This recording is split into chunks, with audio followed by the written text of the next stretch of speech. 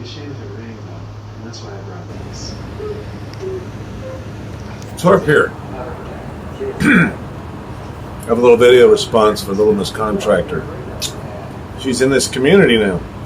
Well, she's probably been here for longer than we know. She seems to have a good grasp on what's kind of going on. Didn't take you long to figure that out in this here community. What do I mean by community? This small circle of real content creators. It's a small circle. Feel me? And there's a bigger circle on the outside of this one. Kind of like Jupiter, Mars, you got the rings. Well, on the outside of this circle, the bigger community, bigger content creators, what we have is people that have gotten addicted to being paid on YouTube. We have people, not everybody, but people. And some of those people I followed for a while because they reminded me of my day, my problems, or my successes. Then, a few months down the road, up to a year or so, they get the AdSense revenue sharing. Something happens to them. What do? They start getting paid, so there's this pressure. There's this, I am actually better than other people that don't have AdSense. I have a big audience. I must, because they're willing to run ads against my content. That is really, really, in my opinion, that's just one of the worst things that can happen to a content creator that you do like or follow. You notice their content changes when they get AdSense revenue? They just change it up. One of my best examples of that would have to be the one and only Brash Dasher, which I started following him. I was actually getting about 3 to 5 views more a video than he was when I first found him. And now he's popped. Now he's somewhere, I don't know, between 1,000 and 2,000 a video. But then his content's changing, just as I was fearing that it would. Somebody that's as good as him, I get nervous because they're going to change their content when they start getting paid to make it. As I said before, once you start making content that you're going to get paid for, you have to abide by the guidelines of YouTube. The AdSense guidelines are very strict with copyright, age restriction, which I do not believe stops the whole channel from being monetized, just that video. And then you have other things where you can't be a bully, you can't harass people, you can't get any community guideline strikes, anything like that, or you can lose your ad revenue sharing, and once you've lost it, it's gone forever. Ask me how I know. So to answer Little Miss Contractor's question, why is it that the bigger ones pick on the smaller ones? Super simple answer right there. One of the biggest reasons I believe that they pick on us, for example, me, the smaller ones, is because they want to get more of an audience. They need more subscribers for themselves. They want to grow. They believe they're that good. So what do? The best way to do it? Find smaller guys that have a very tiny audience that are in shock when a bigger channel pops up and comments on them. Everybody flocks to that comment. It's like, do you realize who just commented on your video? Oh my God. It's like, hey, will you autograph my guitar or my hanky? It's the same thing. It's like getting an autograph from a celebrity. So everybody flocks to that. You're not going to believe what he said, though. He's mad at you. No, he's not. He's never been mad at you. He doesn't even know you. Just because you disagree with something that he says or she says, they have to blow it up. And they're going to blow it up. They're going to make sure that you choose a side once you get sucked into. It all becomes about sides. At some point in time, you will find out that the bigger content creators have bigger content creators than them that don't really give them the time of day either. Well, let's define bigger content creator. Are we talking about subs and views and likes and comments and all that? Like activity, traffic? Because if you really look at a person's channel, look into it deeply, all you got to do is look at how many subscribers they got and how many views they're getting. I don't really care about their subscriber count because most of the time sub for sub is what it is. Sub for sub. Means nothing. It will go down in history as one of the biggest and dumbest things that YouTube ever created was the subscribers. I'm like, wait a minute. You've got 2,580 subscribers. I know somebody here on YouTube that has that. He's in a circle that's a little bit bigger than the one that I'm in. I'm not in his circle. It may appear that way, but I'm not in his circle. None of the people that talk back and forth from within that circle to this circle, they're not in the same circle. It just looks that way because they need us to feed their channel, because without us, they don't have anybody to bitch about. And bitching about somebody is one of the biggest ways to get subscribers and comments and opinions. So with his 2,580 subscribers, 1,700 videos have been posted since his channel has gone up. That's a lot of content. That is a lot of content. And a lot of people have subscribed to that channel. But for some reason, when he runs a live, like right now he's running a live, he's got 3 people watching.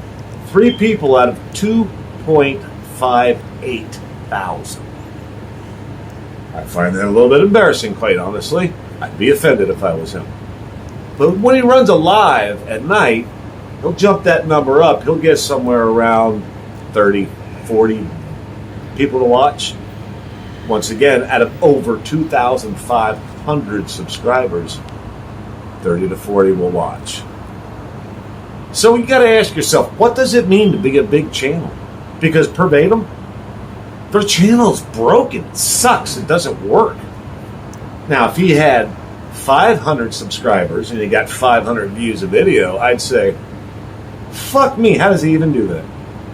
Everybody that subscribes watches. You see what I'm getting at here? You got to chew the fat away. So let's break it down real quick for you there, little Miss Contractor. Right now, he's currently got 3 people watching his live. Right now, as I'm speaking, I'm looking at the screen. I'll tell you who it is in a minute. So out of 2,580 subscribers, 3 people are watching. All right, 2,580 minus 3. 2,577 people aren't watching. 2,770 do not give a fuck what he's talking about, or that he's talking at all. Actually, it's 2,500. No, I was right. 77 people don't care. And the ego that this guy has, you would think he would notice that.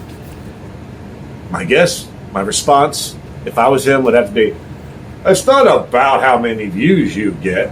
That's the fuck they had talked about in their lounges. Oopsie. That was me. Yeah, Mr. Flex. He's a bully. He doesn't respect anybody that doesn't agree with him. He doesn't respect half the people that do agree with him. And most of the people in the lounge do the drama on their own channels once they leave his channel. And that's how they go back and forth and keep everybody interested. Because at the end of the day, if you watch a live for 12 hours, which they do on a nonstop basis, and they also have W-2 jobs from what they say, which I still want to know what kind of W-2 job you got when you fucking go live all day, and then you go live all night on YouTube, and then you have a W-2 job somewhere in there. I guess he does not sleep.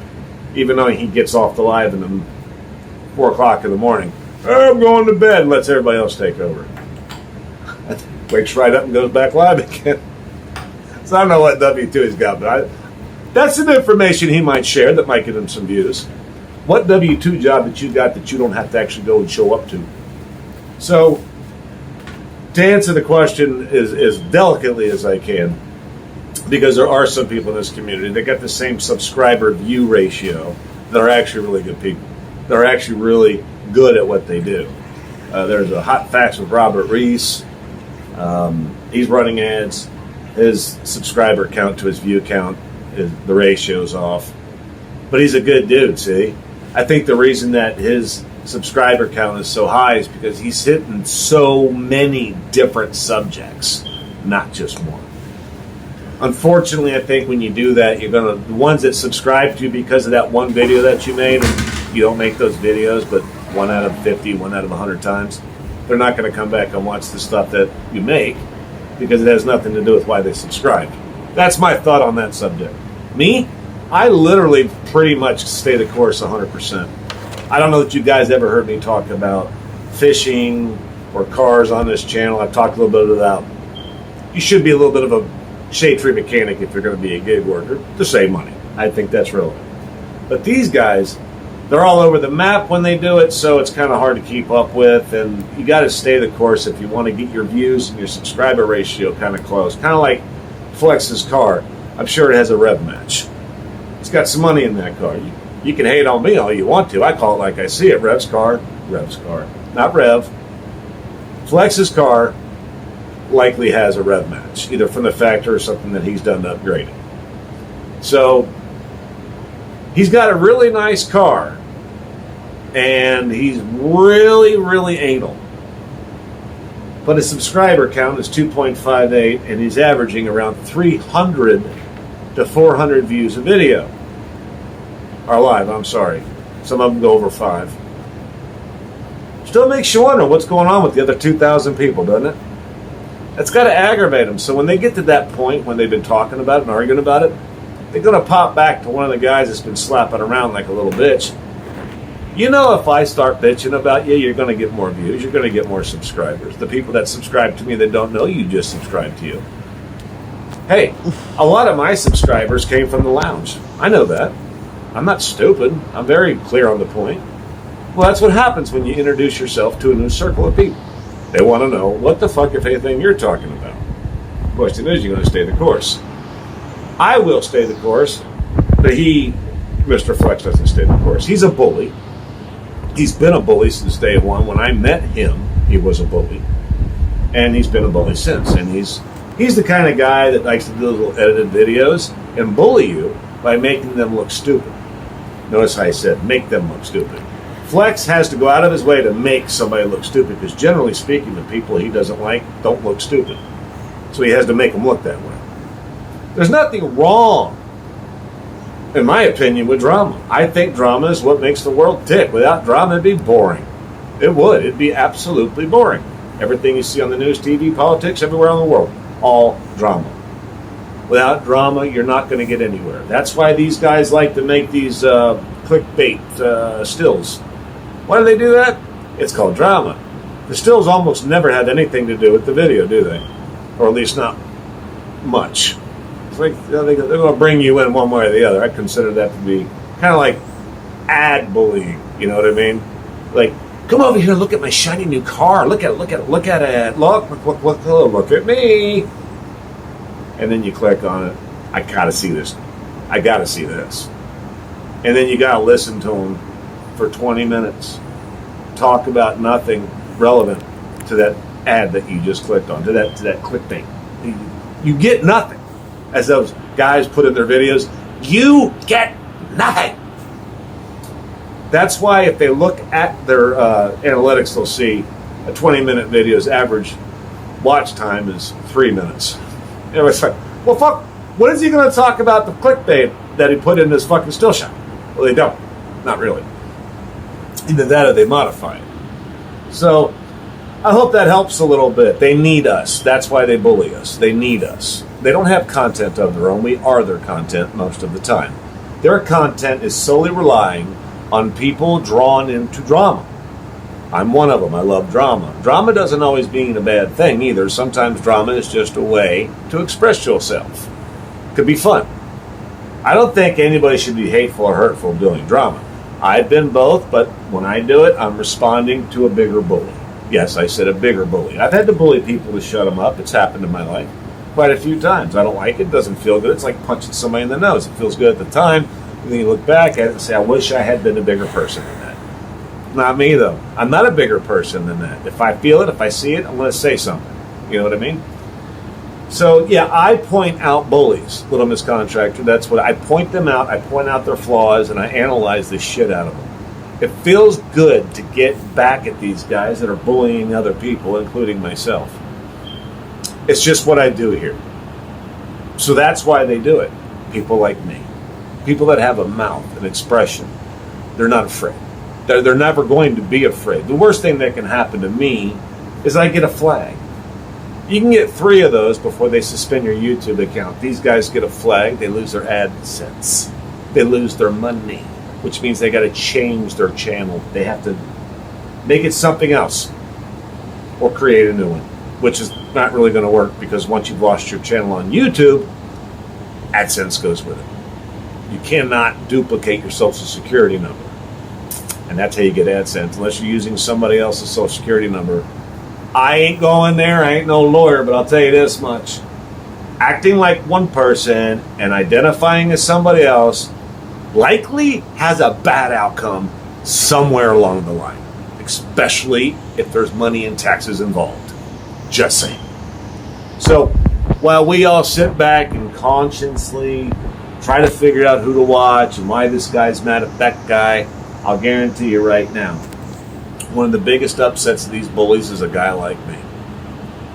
You'll notice that I have some people that watch me and listen to me. You notice that? They're decent people. Have you noticed that? There's a few of them. I get a lot of hate on my channel, and I know that it requires hate to move along with traffic, to move along with the algorithm. Hate counts too. Little Miss Contractor, hate's a big deal. The more haters you got, the better off you are. The more negative comments, the more dislikes, which don't even show up to anybody anymore. It's stupid to dislike somebody's video because they're not going to see it. And on top of that, you just add it to their algorithm traffic. So haters are necessary evil because without them, all you got is your 2 best friends watching your video. Because a lot of their friends are actually haters of them too, but they're playing games with them. That's what's called trolling. So I hope I answered that for you about the bullying and the trolling. Trolling it actually comes from within. They think it comes from guys like me. I'm not troll. I do what's called a real-time trolling. This is trolling what I'm doing right now. I'm trolling Mr. Flex. That's my version of trolling. Other people create new channels and hide. You don't see me hiding. I don't have to hide. What could I possibly say? What could I possibly type that would top what I'm doing now? I'm already doing it. I don't have to make a channel and post some fucking comments. I say it. It would be silly of me to go out there and create a channel and like hide. Hide. We all know that that's what that is. It's hiding. They're afraid of you. That's why they have to hide. The game has changed. People know what that is now, guys. I don't know why you're still doing that. But by all means, you notice you're not blocked, so keep up the good work. Sure. Good work. I notice a troll, they can punctuate well. Watch your punctuation when you get your bullies on your channel, because sometimes they got the exact same wording as a regular channel. So it kind of gives you a little heads up as to what's going on in the world of YouTube channels. It's fucking different than it used to be. I didn't say it was hard to keep up with. I just said it's different than it used to be. No imagination these days. So bullying somebody on a YouTube video, to me, is the same thing as saying you're desperate for viewers. I hope that answered your question, Little Miss Contractor. I'm going to have to move on from this because I'm about to hit 20 minutes, and I thought I was going to get it done in about 8 minutes. It's a simple subject, but I'm in the mood to talk about it. You've inspired me, so that's why I'm going on so long. I will be back at another time to cover another subject. I'm damn near thinking about having people inspire me, because right now, the people that have been busting my chops for the last year no longer inspire me. They just put me in a quandary. What the fuck? Why did I ever watch that? You know? It's a sad day when somebody that you liked at one time just goes down this different road because they're getting paid. Getting paid, they change everything. They're not being real with you. None of them are. They're not being real with you. They're not being real with any of us. It's sad. Because I know deep down inside when I first met them, they were pretty cool. So, take your DoorDash Revolutions and your Hot Facts Robert Reese's, and man, there's a lot of good ones out there. Follow them. Don't worry about these other guys. They got their own problems. They don't need you figuring out what assholes they are, because they'll just get mad at me anyway. We don't need that controversy now, do we? Don't send somebody over here to argue with me about what I said about them. I don't want to hurt anybody's feelings. It's not what I'm here for. Or as they said during the pandemic, fuck your feelings. Anyway, TORP out.